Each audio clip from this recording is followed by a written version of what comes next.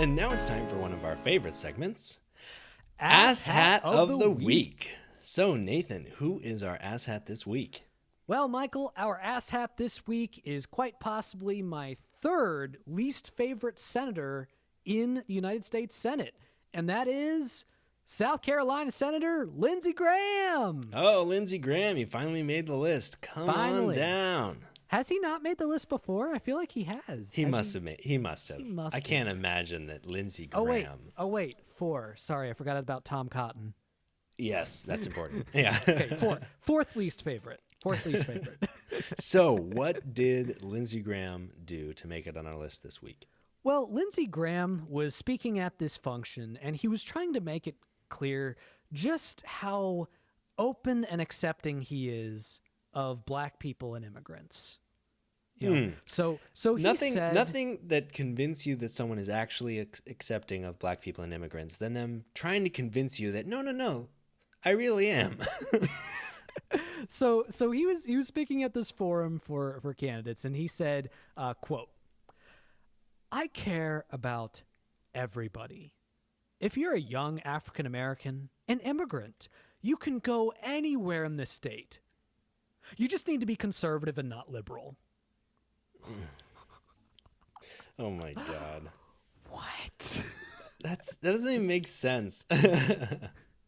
So as long as you conform to my ideology, yeah, then I don't believe you should be discriminated against because you're black. Yeah. He goes, but just before that, he goes, to young people out there, young people of color, young immigrants, this is a great state. But one thing I can say without any doubt, you can be an African American and go to the Senate, but you have to share our values. And like in the context of this, he's currently running against a black man who he's actually running toe-to-toe with.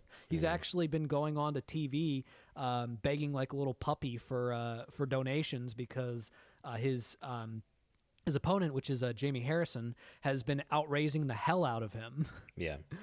Which is what I love to see.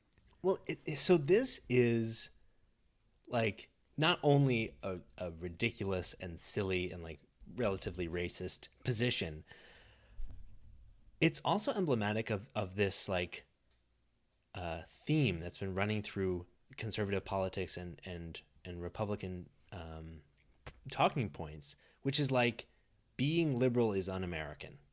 Yeah. Being liberal is not an American value. Yeah. And not only that, but I'm not here to serve you. Like if you're liberal, I'm not here to serve you. Yeah, exactly. And it's like how do you think that's your job? Like how is that your conception of the United States? Yeah. Look, progressives obviously and Democrats obviously disagree with Republicans and conservatives. You know, that's clear. And look, I won't lie. I get annoyed with people. I get really annoyed with people. I sometimes get pissed off when I see people making stupid conservative points. Like, and sometimes I get salty, and I might make insults. What? But at the end of the salty? day, yeah, shocking. At the end of the day, I truly do believe, though, that my ideology and my philosophy will make the world a better place for everybody, including conservatives. Mm-hmm. And I want them. I want the world to be a better place for everybody, including conservatives. Yeah. But it feels like, but Lindsey Graham is making it very clear that, you know, I don't care about you if you don't have my same ideology. I don't care. Like, it's okay if you're being discriminated against. Yeah, exactly. If you're liberal. It's like that is this weird transactional thing he set up. Like, I'll be against racial injustice if you're for big military and tax cuts. Yeah. So, what a douche canoe. I don't know if I can say that on here. So a deep and hearty congratulations to our favorite Southern belle for being our Ass Hat of the Week.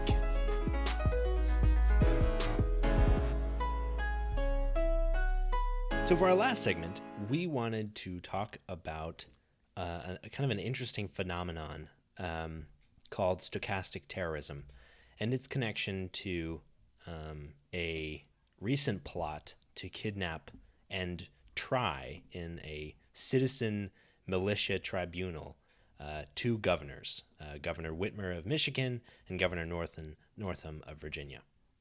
Yeah. So what is stochastic terrorism? So basically the idea behind it focuses on how many followers a certain figure has and how many people listen to what said person says. So the idea is that if you are a public figure with a huge following and you make direct or even indirect incitements of violence, when you have a certain number of people in your audience, it becomes a statistical certainty that somebody in your audience is going to act on that. Yeah. So a great example that I would give of this would be Pizzagate.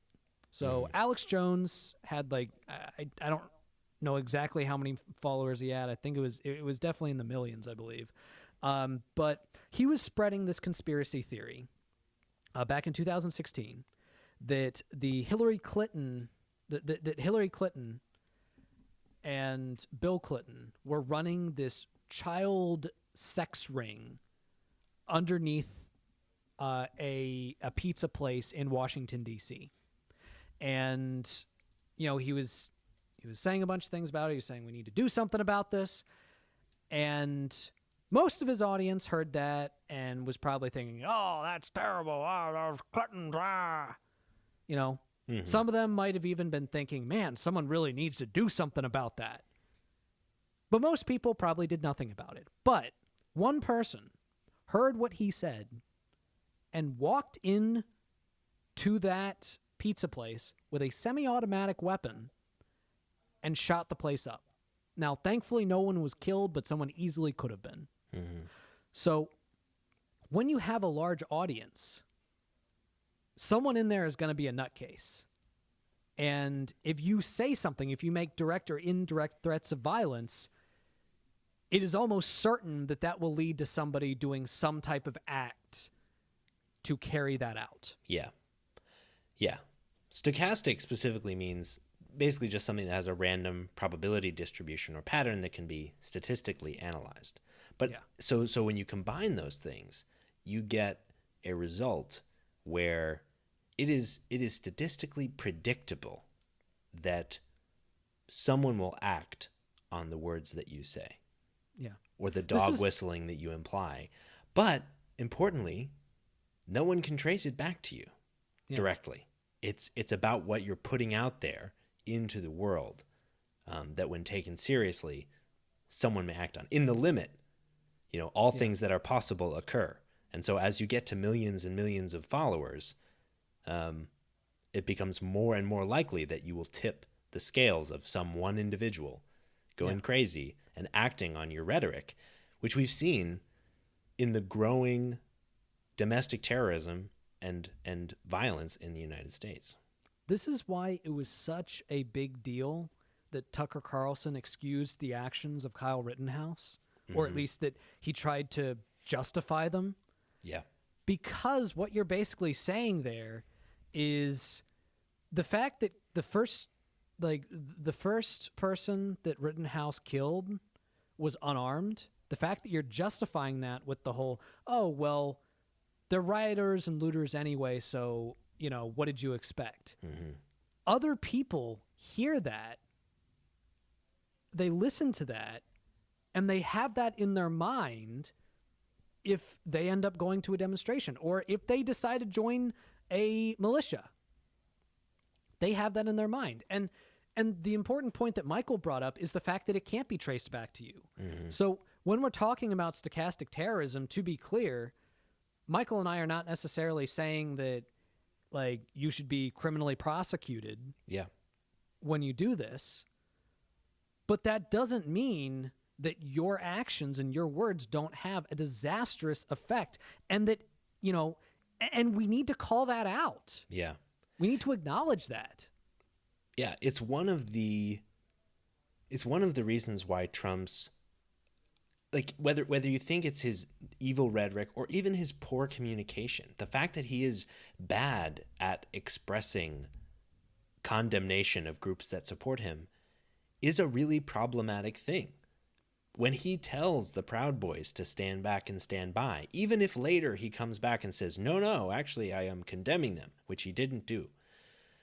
Even if he did, it would be an echo to the people that hear, the rallying cry of be ready and believe it to be their responsibility to act. So clear communication, clear condemnation of bad actions, like not calling people even inadvertently calling people to action is really important. Yeah. That's also why it was so dangerous when Trump basically told people to go into polls and, Yes. and watch people. And make sure people don't vote fraudulently. It's like... That's voter intimidation. Now, look, you might be hearing that and you might think, oh, well, he was only talking about making sure that there isn't fraudulent votes. He wasn't talking about voter intimidation. He didn't specifically say voter intimidation. Yeah. But there are enough people that are going to hear that message that did not have any qualifiers, and they're going to take that as permission from the president to go into polls and try to intimidate people. Yeah. Yeah. Yeah. I mean, back in 2016, even before he was president, in a Rolling Stone article, he was talking about what his, quote, Second Amendment people might do if Hillary Clinton won the election. That's like the Second Amendment. Okay, that's the one about guns. Do something if your political adversary wins an election. That sounds a lot like violent revolution. Yeah. He clarified later that he meant they vote. But that poor, like, whether it's a miscommunication or intentional attempt to incite violence, like, it won't be traced back to him directly. But, words matter, especially to an audience of millions of people that respect you. Yeah. So the big point to be made about stochastic terrorism is that ultimately we can have discussions about what the intention of the person was, what the intention of the statement. We can argue whether or not Trump is actually wanting people to act violently. We can argue about whether Tucker Carlson is okay with someone picking up a gun and shooting protesters. We can have arguments about that. That's fine. But we cannot disregard the fact that words have consequences. Miscommunication has consequences. Mm-hmm. And if it is a miscommunication, which again, that is the best case scenario. The best case scenario is that when people listen to people like the president, people like Tucker Carlson, people like Alex Jones, that it is a miscommunication, the best case scenario, but it still makes them act on it. It still makes them act on terrible things. I mean, look, these aren't hypotheticals. I mean, there was the guy that tried to send bombs to a bunch of prominent Democrats and to CNN. Yeah, there was the mass shooter in Walmart with a manifesto about like the invasion of the immigrants and having to take care of them. Exactly. Yeah. This is not a hypothetical. So, and what we're trying to...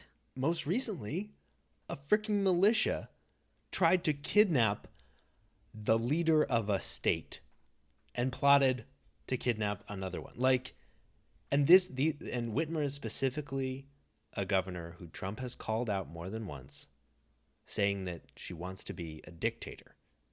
What does a far-right group think when they think someone wants to be a dictator? They think they're being treasonous. They want to take the law into their own hands. Like, it's not hard to draw that connection. And, clearly, like, we're not trying to claim that Trump is out there trying to form an ad hoc militia. He'll wait till after the election probably to do that. But, like, the idea that he is not contributing to events like this is insane. And it's through this mechanism that he's doing that. So we're not arguing that people need to have their free speech violated. We're not saying that Trump should be held legally accountable for the the threats of kidnapping on Whitmer and Northam. In fact, we're not even arguing that he should necessarily be held legally accountable for, if his supporters go into voting booths and do voter intimidation. We're not even necessarily saying that. But what we are saying is that there is a certain level of irresponsibility that comes when a person who has the ear of everybody in the nation, and make no mistake, when the president says something, that's national news. Yeah. All right. Everybody in the nation has access to what the president says. And most people in the nation follow what the president says. Mm-hmm. When you have that following, when you have that many people that follow you, you have to be careful with what you say. You have to be a good communicator. Mm-hmm. And not acting responsibly with that power that you have is not just incompetence. It is immorality.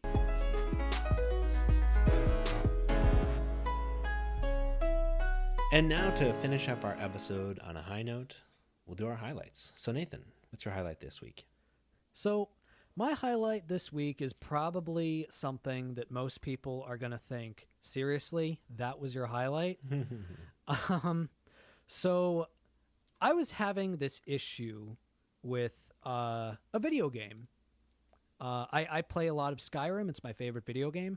And I was having this weird glitch where it would crash to desktop when I tried to save after a certain time of day. So it basically made it so I couldn't do any more progress in my game. Oh my gosh. And, again, that is how I wind down after a long day. And I've been having a lot of long days recently. And that's been really troubling me for the last few nights because I've been working for hours trying to figure out how to fix that. And today, I finally figured out a workaround. And the greatest thing is I figured it out. Like I'd been on so many forums and I'd tried so many solutions, none of which that worked. This was a solution that I figured out myself. Nice. And then I went on a forum and I shared it because I was like, someone else might be having You this contributed to a gaming forum. forum? I contributed to a game forum. That's the first time I've ever done that. That's badass. So anyway, I just felt this, again, it's a small thing, but sometimes you just got to take the little things in life, the little things that make life awesome. It was a small thing, but it made me feel really good, made me feel really accomplished. And, yeah, I'll be playing Skyrim tonight. That is really Probably awesome. while I edit this. That is awesome. I mean, what about yours, Michael? And don't feel bad about a relatively lame highlight. I'm pretty sure my highlight one week was bookcases. So, all right, what's yours, Michael? My highlight is I'm just so happy that this week is almost over and it's a short week anyway. Yeah. Like it's only been 4 days for me because I work at a bank and banks are closed on Indigenous Peoples Day. But man, it has kicked my butt and I'm ready for the weekend. So that's my highlight. Yeah. And with that, thank you so much for listening to The Perspectrum. You'll hear from us again next week.